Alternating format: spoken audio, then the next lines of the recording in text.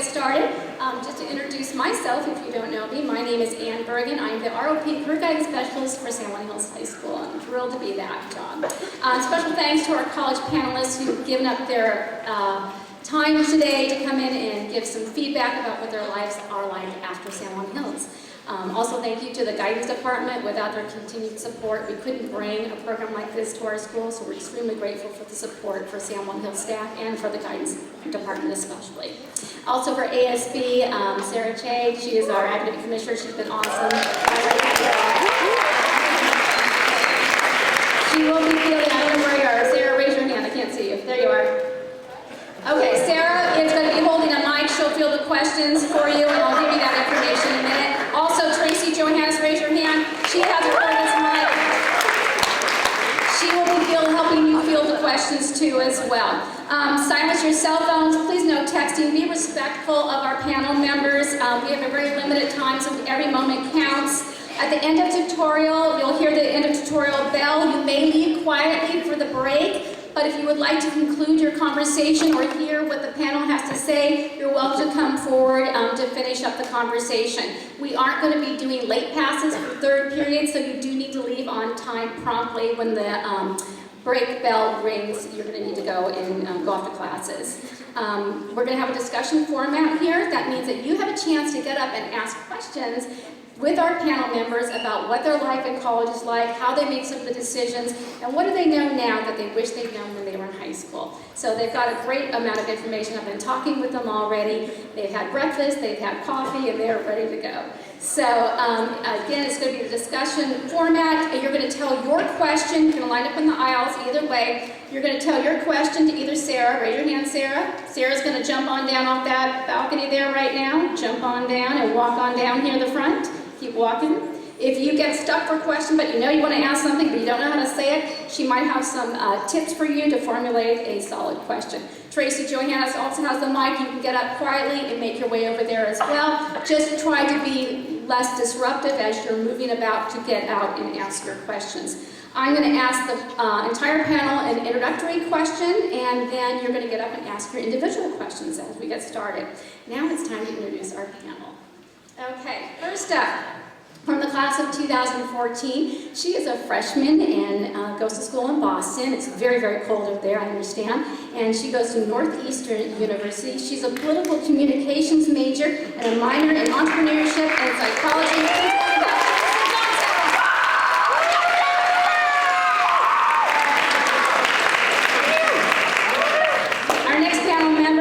Class of 2012. She did a successful transfer pattern for 2 years at Saddleback College, did the honors program over there, and she is a biological science major, pre-med aspirations. She is also just here to share what her life like as a transfer and as a UCI student. Saddleback College and UCI, Sarah can talk.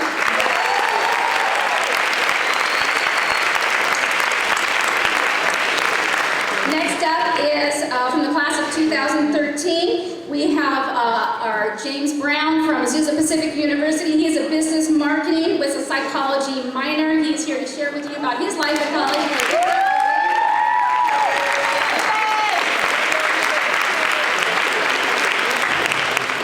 Okay, this is a great one. We have Jessica Martinez from Irvine Valley College. She is from the original Stallion class of 2011. So she is getting her associate's degree and a criminal justice study program, and she is getting ready to do something fabulous with that, and she's going to share her story with you as well. And last up, but not least, or not last up, we have two more. Sorry. Okay, we have also from the class of 2011 from UC Berkeley, electrical engineering major in computer science, senior at UC Berkeley, Vishant Kumar, original Stallion graduate.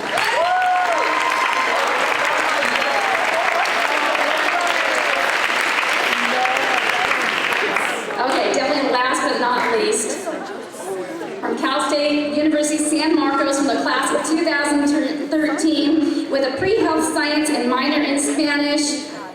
Give it up for Abriani Dunn.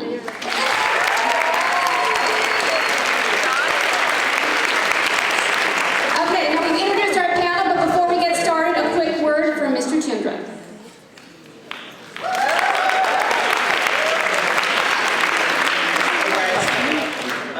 great thing. These guys have come on their own time during their vacation to spend some time with you. This could be a really good thing. So I'm just reminding you guys, be respectful with your questions. It's going to be some good information. I'm not going to waste the time anymore because I want to have more for the panel members.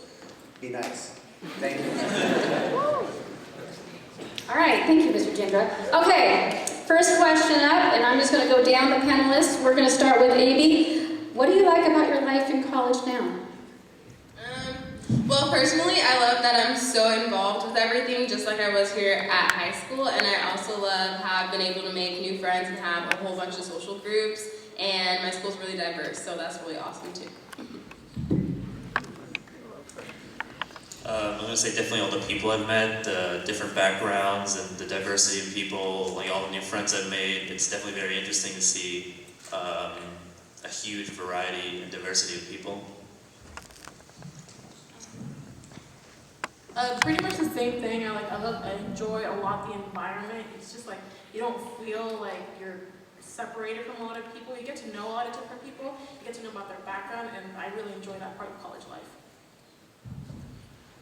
The relationships you make. You get to do life with a bunch of people, and I've made some of the best friends I'll ever meet. And just hanging out with the professors and getting to know them and how they got to where they are today. Sorry. I'd say it has to be the choice of whether you go to class or not, because like, I'm not saying you shouldn't go, but I like having the choice of like, oh, if I don't feel like going today, it's nice, and it's not like marked against you, right? Yeah. I was honest. One of the nicest things I love about my school is just the flexibility to choose classes, professors, what time I want to take a class. You could wake up at like 2 in the afternoon and go take a class if you really wanted to. For me, I chose to have all of my days end by like noon, so that I have the rest of the day to do whatever I want to do. That's really nice.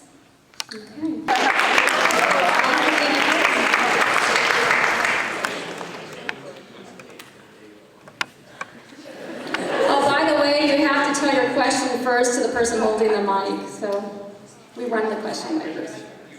Okay, so... No, let him ask it, it's okay. Yeah. Okay, hi.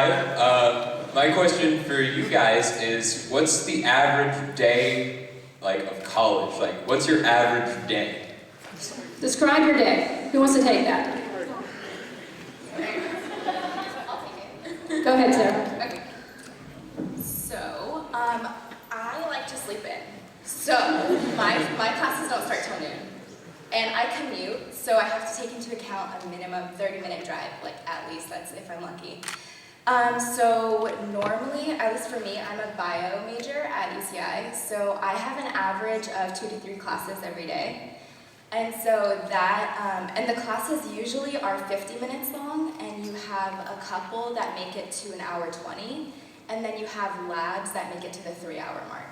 So depending on what you're taking, that's your day. And then extracurriculars, if you decide to do that, usually they're weekly or twice-a-week meetings that you have to attend, and they're at a set time. And then you have to make time for food. That's important. So, oh, and coffee. Coffee makes it in there too.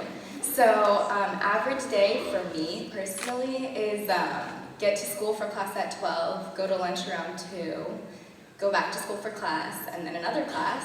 And then usually I just study on campus, because that's what you have to do. It's pretty much average day. Oh, you can have fun on the weekend, by the way. Have fun. Get to waste some fun.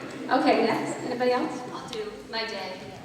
So I wake up in the morning, I acknowledge the snow that is outside of my window, and I cry to myself as I pour myself a cup of tea, layer everything on my body, and then venture out into the cold where I again cry, and the tears freeze as they run down my face.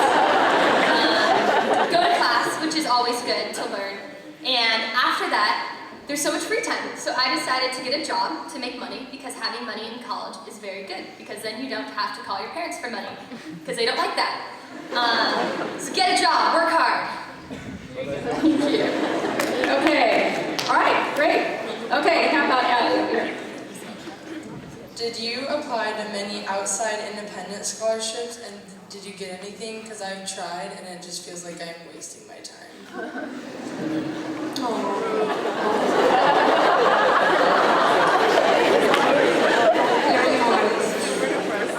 Okay, show us the money. Anybody scholarship? Anybody? I applied for some, again, I didn't get them. They were a waste of time, sorry. I also applied to some scholarships, but I didn't get any scholarships. It's not yours, Did anybody get scholarship money directly from their college? Like award money? Yeah. Okay, share. Oh, me? Yes. I was awarded scholarships at my school, Northeastern, for being an Ujima Global Scholar. When I got the award, I had no idea what that meant, but it was based on merit and based on being a tiny bit Native American, which is cool. But yeah, so based on merit, and they awarded this at the time of my acceptance, so that was a huge factor in deciding where I wanted to go to school. And this was money that was awarded to me aside from financial aid. So that's always something that's really important to take into consideration, because you may get award money and think, oh, well, that's still not enough. But your financial aid will most likely cover any need that you may have. So don't be afraid just because you didn't get a good scholarship on something, you'll probably be fine. James, how much was the scholarship awarded from the university, the merit one? My merit award was $15,000 to be used for 8 semesters. So for example, I am going to study abroad this summer, and it's only going to be counted as a half semester. So they're going to apply half of that scholarship money to that half semester, which is really nice. But other scholarship money I got was from the school. Like I got a scholarship from National Honor Society and from PTSA and from another one. So apply to the ones from school. Those are good, from Salem Hills. We have a scholarship page at Salem Hills. It's sjhs.org/scholarships. Gets updated regularly. Anybody else with scholarship money? I personally didn't get any scholarship money, but from people I've talked to, my experience, I feel like financial aid helps you a lot more than scholarship money. That's just what I've noticed. Financial aid is usually a lot more lenient with helping you, and they also give you a lot more. So, Is student loans factored into your financial aid? yes, they do factor in. Okay, the rest of you, are you going to be taking out student loans? Really? Yeah. Okay, so Lots of student loans. you do. Okay. All right. Thank you. Down here. Was there ever a point in your college career that you thought that what you wanted to do wasn't actually what you wanted to do, and you had to change your major at all? Yeah. I didn't change my major, but I came to the cross points. If I could do it, I'm really interested in psychology, but I'm a marketing major. So I made psychology my minor. I was gonna double major, but then I decided I didn't want to do all that extra work. They do have that option. They do have that option for you to do if you're into that. But I came to the epiphany that marketing is a psychology business, and so I'm happy with that. I'm happy with believing that. Anybody else change their mind, or are you kind of really focused? Okay. All right. Over here. I have a question from Jasmine. Hi, so I was thinking of applying out of state, so I was wondering what that transition is like from going from here to somewhere else. So Jameson, I think you're only downstairs. Yeah, so I'm really far away. Boston is far. I went into school with kind of preconceived notions of what it would be like, what the people would be like, and people from different places are different. I mean, Orange County is a very small bubble. We've been used to it. I'm assuming if you grew up here. We're very different than a lot of other people around the world, and that's okay. It's just really important to acknowledge that people on the other side of the country, while this is still America, it is different. And that transition's hard. I mean, I had to acknowledge early on that even if I wanted to come home, for some reason I really can't, because I don't, have money for a spur-of-the-moment flight, and I just didn't have time to do that on the weekends, and that's okay, but it's just something that you need to adjust to, and it was hard at first, but after the first couple months of kind of recognizing that you're in a different place and that it's okay, it's going to get a lot better. Do Do you communicate with your parents through Skype? Mm-hmm. Yeah, we do Skype, and even just like I'll call my dad on the way to class. Just talking throughout the day or keeping in touch is really important, and it'll be fun. Thank you. Sarah? Okay, I have 2 questions. My first question is, I noticed during like college, in between classes, you walk by yourself. So like, how do you make friends?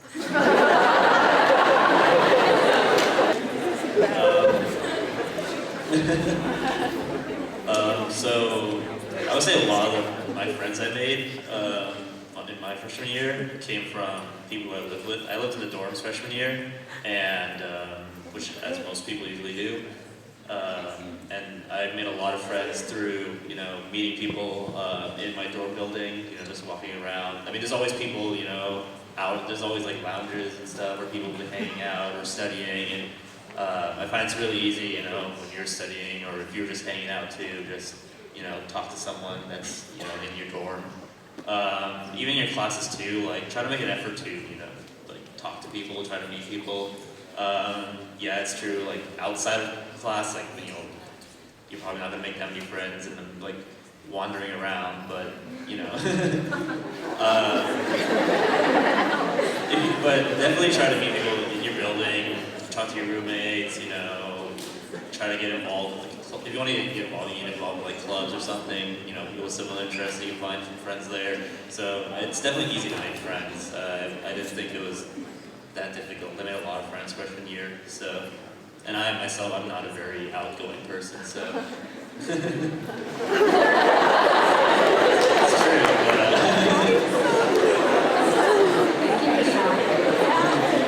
For our community college students and those who commuted from your homes, was it hard, if you didn't live with a roommate or in a dorm, was it hard to make friends as a commuter student?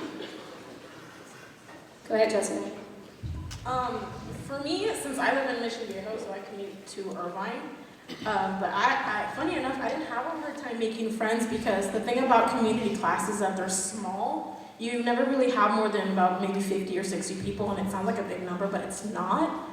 And most of the classes that I would take, they're like 3 to 4 hours long. So you get breaks in between, and so you kind of have that time to interact with the people in your classroom. And some people you're just like, oh my God, you like that too, let's talk more about it. And so that's just how I made friends. Other than that, if I walk around campus, I'm pretty much by myself. I don't really care. Sarah? Okay, so for the first 2 years after I graduated high school, I was at Saddleback, and you see a lot of people from San Juan at Saddleback. Like, I'm not kidding. Everywhere you look, you're just like, oh my God, this kid went to school with me. So the making friends at Saddleback wasn't the same way as she said at IBC. It's not hard. People are really friendly at community college. They're all like, I hate to say it, but they're not as like, it's not that they're not like studious or anything, but they don't really like, they're fine with making friends and hanging out and not just like going to study together. I feel like when I transferred at UCI, like literally everyone, like when they want to hang out, they want to go study. And I'm like, okay, can we go like eat or something? Yeah, but the thing is as a transfer student, I got really lucky because I actually transferred with 2 of my friends at the same exact time. We're the same major, so we have like the same schedule, so I got super lucky. But even in, like as a bio major, the classes are around like 400 students per class. So it's not as easy to talk to people as it was at Saddleback. But you do find that you have people that are in every single one of your classes. And that's usually like once the 2nd or 3rd week hits, you realize this kid is in every class with you. And so you're like, oh, I should probably talk to him and see if we can maybe like, if anyone needs help, whatever. And so that's how I end up making most of my friends. And honestly, like I'm gonna be completely honest with you guys, more often than not, when I make a friend, it's because we end up sitting next to each other and then the professor says something in lecture and we're just like, what? Like, what does that even mean? And so we bond over our cluelessness in class.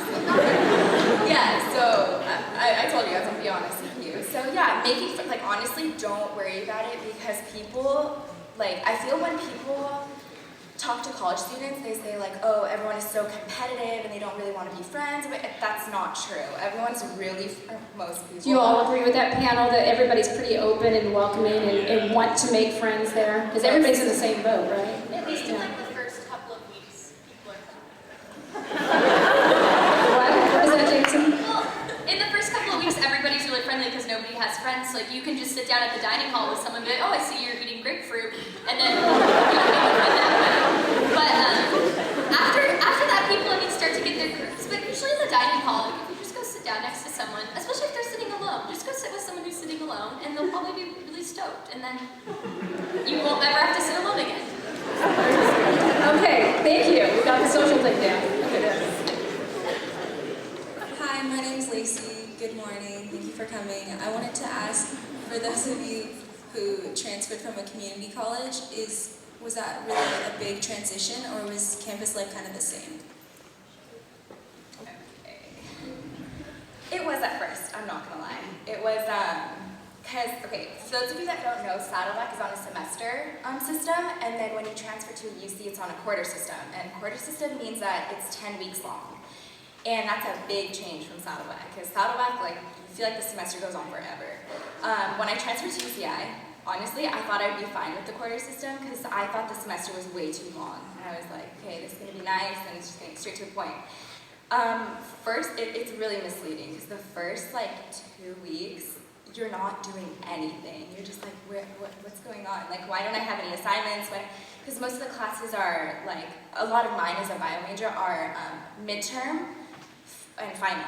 And then maybe you have a quiz here or there, but that's pretty much it. Or you have 2 midterms and a final.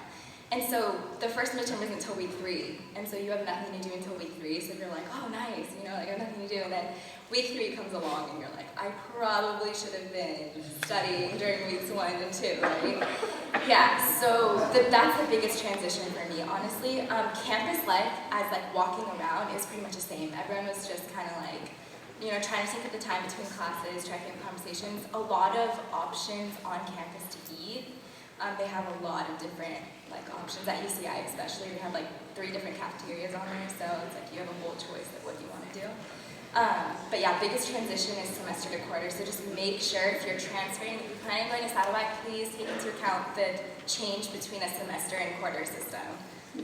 Thank you, Sarah. Hi, I was just wondering, what was it like to go from a high school environment where all your classes and your decisions are practically chosen for you to an environment like a college where you have to actually make all of your choices by yourself? Somebody who hasn't shared. Amy, take that. Come on, I'm calling you. It's actually pretty awesome because you become more independent, and like Jameson said, you can choose your own class schedule, which is pretty awesome. So if you know you're not a morning person, don't choose a 7 o'clock class because you won't go, and that'll be bad. So being able to do things yourself too, you get to choose what you get to eat. You probably want to learn how to cook, and also do laundry too. Deciding when you actually want to study too. You have to kind of prioritize things too. That's another thing, and you have to know yourself. So if you know you procrastinate, try and do things that won't make you procrastinate. So finding friends that will put you ahead of your game and stuff like that. But going from high school to college, just the class size, but at San Marcos, the largest class size you'll have is 150 people. It's mainly a private school, even though it's a public school. So the class sizes are really small. So you kind of get that intimacy like you do here. And then sports are kind of the same, and just being active. But there's more people there than here. So, yeah. Just to follow up on that, since you all had declared majors going into your school, did you all declare majors going into school? You knew what you were going to study for the most part, or had some idea. Did you have to start taking your area of major right away, and how did that work out? And Amy, I know you've got a unique situation about your major. Can you explain that? Well, my major is pre-health science, which is what we're declared before we actually get into the nursing program.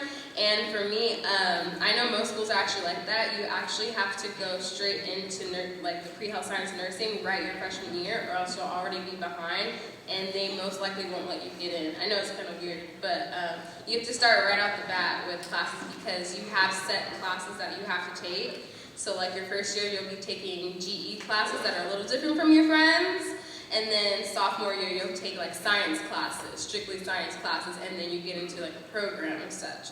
So some majors are like that, which kind of sucks if you haven't decided, but I mean, it's okay if you don't decide until like your sophomore year. You probably need to declare something. But for me, that's what I had to do. So I started out right off the bat because I took ROP classes here. So I did medical assisting 1 and 2, and then I had like internship and that I got hours for. And those translated over into my college career. So I kind of got lucky because I was already ahead of the game when I got in. So I knew a lot of stuff that other people in my major didn't know. So that was just my situation. Good deal. Okay. Go ahead, Michelle. First thing I want to say, some words of advice. Learn how to cook and learn how to do your own laundry. You don't even understand how many people I've seen freshman year waiting behind in line for laundry who just have no idea what they're doing. So you're going to be living on your own. You don't have your parents to cook or do laundry for you. So I mean, there's some, and also managing your own finances. That's also really important. You've got to be able to learn how to do that. And I would probably say, ask your parents now, even now, how to do laundry, how to cook, how to manage your finances, make sure you don't, lose all your money. Spend it all the first week. Yeah, don't spend like the first 2 weeks. You're gonna need it, yeah. Thank you. Down here. Hi, I'm Ureli, and my question was, how many years of math did you guys take? Because personally, I hate math, and I want to drop it, but I don't think I should. I'll take this one. I haven't taken math in college. No, but like high school. I took AP Stats and AP Calc. So you did 4 years of math? I passed those 2 APs and they canceled out. One was a 5-unit, the Calc was a 5-unit. And then the Stats was a 3-unit, which counts for both business and psychology, so that just kind of killed 2 stones with one bird.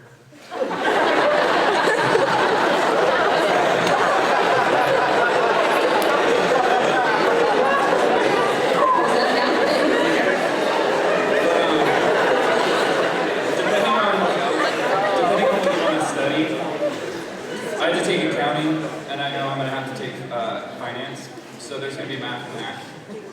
But in some aspects, you can't really escape it, but you can do what you can in high school to get rid of it so you don't have to do it in college.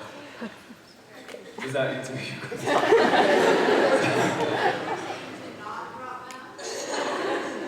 I think you took 4 years of math in high school. I think that's the short answer.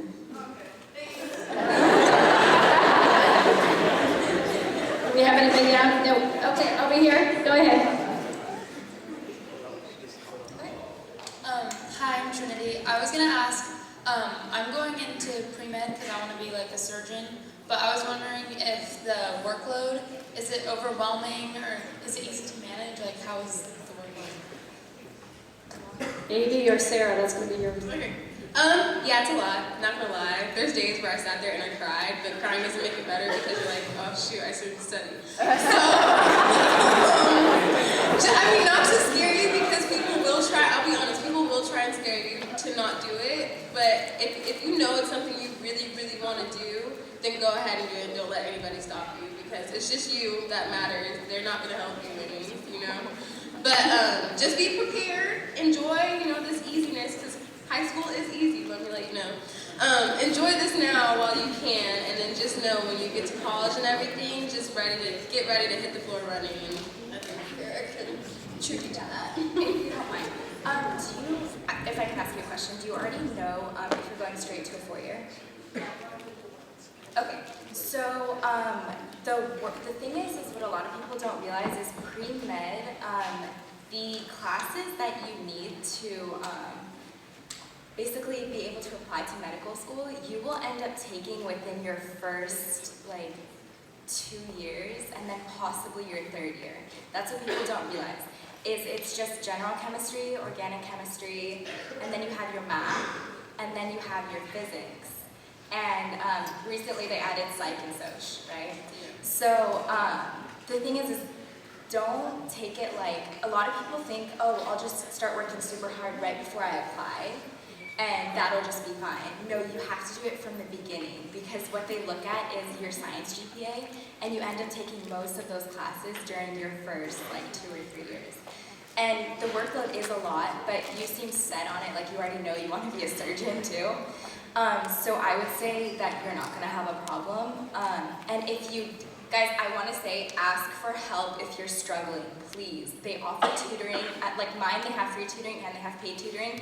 And I have the hardest time asking for help. Like if I used to like be like, no, I'm not going to go see a tutor. Like there's no way, I can figure this out myself. And yeah, it didn't work out very well last quarter. So I'm just saying, ask for help if you need it, especially pre-med. Most schools do have a specific office for anyone wanting to go into medical school that you can go talk to them and ask for help. So definitely use your resources on that. Thank you, good. I have a question for Jessica.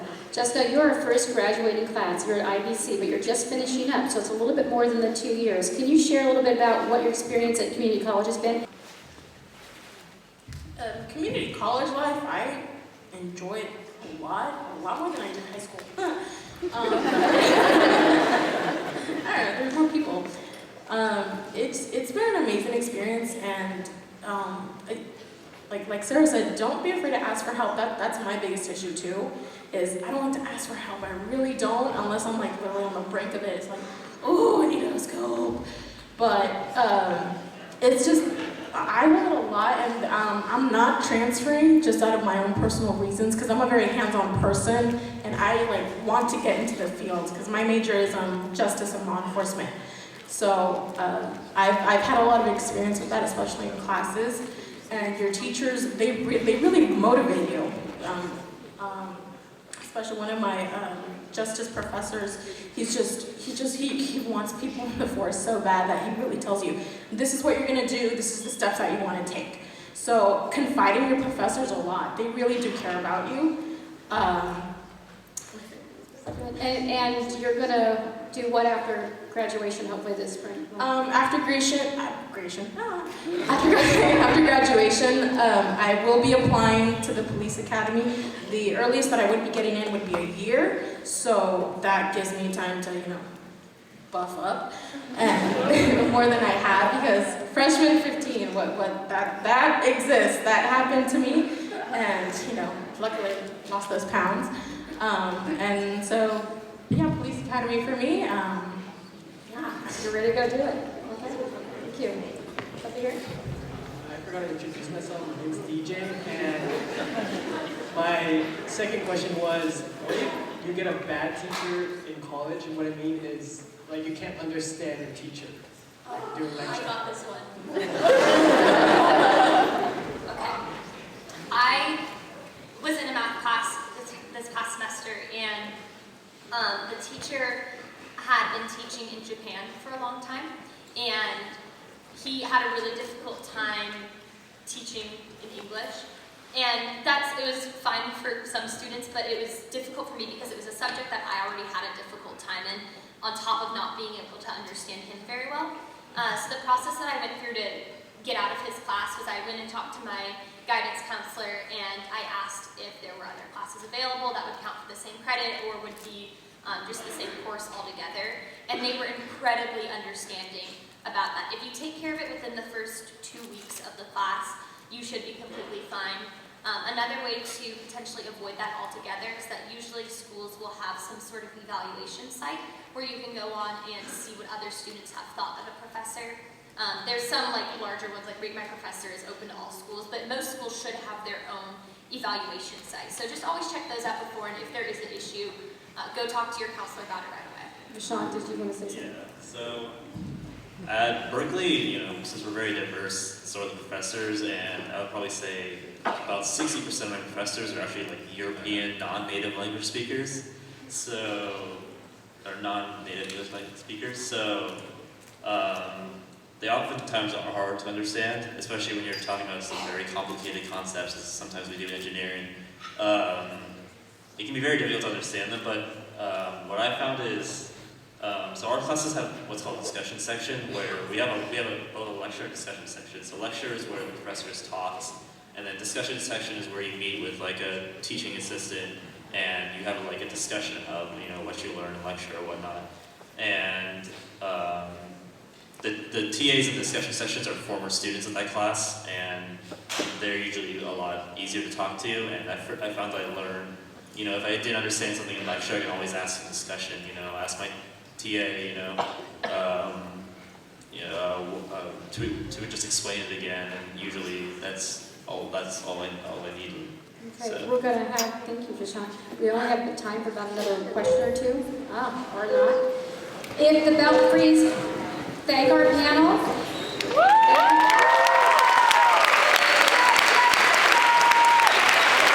you would like to continue on with the conversation, you may stay in your seat and continue to answer questions. Continue to answer questions during the break. Otherwise, thank you very much for attending College Unplugged 2015. So, you'll get used to it. Everybody will help you. We have another question right here. Hi, good morning. This question is to Jessica. I know you said your major is in law enforcement. I personally want to be a CIA, but what do you want to do? Canine units or? I'm more wanting to do either highway patrol or border patrol. Border patrol requirements are a lot more strict, so the chances of that is a little bit lower just because, so you have glasses, right? Okay. They're so uptight about vision, so you really have to have a 20/20 vision. If not, you're already out. But I'm really interested more in highway patrol because, first of all, I don't like speeders. I really don't. And it's just like, I don't like it when they're, not only they're wanting to harm themselves, but then other people. So it's just like, I'm the kind of person where I want to help people, and I just feel like this career is one of them. So, yeah, highway patrol is really my #1 option. Interesting. Tracy, the other one? I think Sarah has one. Sarah, go ahead. Really speak up, Sarah. Go ahead. Sarah, right off. Good morning. My name is Diana. This goes to Jameson. How did you balance your time with the job and your schoolwork? Was it really hard, or did you have any of those days where you just want to cry? What I did is I actually started working only 2 weeks after being in school. I wanted to get a job right away. So I applied to a job. I found it on an internship board online. And it was hard. I'm putting in 20 hours a week on top of being a full-time student.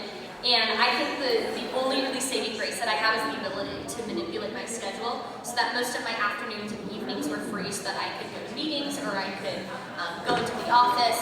But you also need to make sure that if you are looking to get a job that you are working with somebody who's going to be understanding of your school schedule. And that if you said, hey, I've got 3 finals this week, I'm not going to be able to put in this amount of hours, that they're going to be understanding of that. So don't overcommit to something where you don't think they may be understanding or willing to help you out. But most people are understanding of college students, so I wouldn't worry too much. Okay, thank you. Good advice. Okay, I'm Brandy, and this is just, I got more than one question, but for one of you guys. And the first one's for Sarah, because I'm planning on going to Saddleback myself, and I think I'm still figuring out exactly what I want to do, because what was your favorite part, and how did you figure out about where you want to transfer afterwards? What? You could just talk. Go ahead. Okay, cool. Can everyone hear me? Okay, cool, because I hate my hands. Okay, so I already knew I wanted to be pre-med before I even went there. But the thing with Saddleback is they don't constrain you to classes. You can take anything you want. So a lot of people, what they do is they experiment at Saddleback. They're like, oh, I might be interested in this. Let me try a class here. Let me try a class there. But I want you to be careful with experimenting because I know a lot of people that got stuck at Saddleback for 4 or 5 years. And at that point, you just start getting fed up with being in school. You're just like, oh my god, I don't know. And I know people that afterwards they were planning on transferring, they just stopped. And now they're just doing nothing. So you really have to be careful about that. I would say talk to other students who you know are committed to something and see why they're committed to it, and see if that reason kind of like talks to you, you know? As like pre-med, it's a certain thing you're trying to do. However, if you're interested in other fields, find someone who has the same interest and talk to them about it. Really like, talk to as much people as you can. That's the best advice I can give you, because everyone has a different opinion. Okay, but this is Wait, we gotta have one more question behind. Let her have one question. Hi. Oh. Go ahead, quickly. We gotta go. I'm Lonnie, and I had a question. And okay. So the colleges that I'm looking at I still want to stay like kind of close to home, but of course there's not a college right out our back door. So I would be commuting, but for the people who are commuting, do you feel like you're missing out on anything? Because I still want the whole college experience, and like I would want a dorm if I could get a dorm, but I also need to save the money. So it's like, is commuting okay? No, Jessica commutes too. Yeah, I commute too, but community colleges don't offer you dorms. I know they do offer student housing with apartments that are actually around campus. But for me, I live with my parents, so it's just like I don't pay rent or anything. So that's like a good thing. But I don't think you really are missing anything out. You're still going to school, you're meeting new people, and that's a pretty good life. If you do want to do like a dorm or move out of your parents, the thing about colleges is that there's always bulletin boards that you see around, and there's people actually requesting for roommates, and they give you an estimate how much rent would be, how far it is from the college. So start with that. Okay, if you're an ASB, this is third period, you can stay. But if you have a third period class, we don't want you to be late. So thank you very much for staying behind during your break.